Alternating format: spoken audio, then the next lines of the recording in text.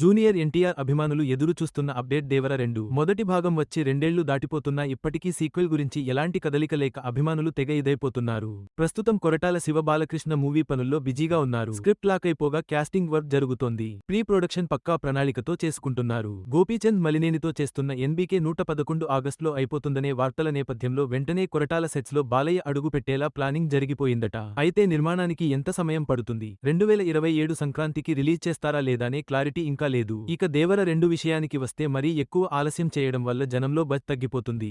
అసలు డ్రాగన్ తోనే యమా బిజీగా ఉన్న తారక్ వేరే దేని గురించి ఆలోచించే పరిస్థితిలో లేడు. అలాంటప్పుడు దేవర 2కి గ్రీన్ సిగ్నల్ ఇస్తాడని చెప్పలేం. దేవరని ఎవరు చంపారు, కొడుకు వర ఏం చేశాడు, అసలు విలన్లు ఇంకా ఎవరెవరు ఉన్నారు లాంటి బోల్డు ప్రశ్నలకు దేవర 2 సమాధానం చెప్పాల్సి ఉంటుంది. అందుకే ఈ మాత్రం డిమాండ్ ఉంది. చూస్తుంటే మొత్తానికి అటక ఎక్కించినట్టే ఉన్నారు. దేవర తర్వాత జూనియర్ ఎన్టీఆర్ కి గ్యాప్ వచ్చేసింది. టెంపర్ నుంచి కొనసాగుతున్న జైత్రయాత్రకు వార్ 2 బ్రేక్ వేయడం తారక్కు బొత్తిగా నచ్చలేదు. అందుకే తొందపాటు నిర్ణయాలు తీసుకోకుండా బాగా ప్లాన్ గా ఉన్నాడు. ముఖ్యంగా డ్రాగన్ కోసం మామూలుగా కష్టపడటం లేదు. ఎక్కువ డేట్లు డిమాండ్ చేస్తున్నప్పటికీ తన వరకు బెస్ట్ ఇస్తున్నాడు. ప్రశాంత్ నీల్ ఈసారి అవుట్ ఆఫ్ ది బాక్స్ హింసని ప్రెజెంట్ చేయబోతున్నాడని ఇన్సైడ్ టాక్.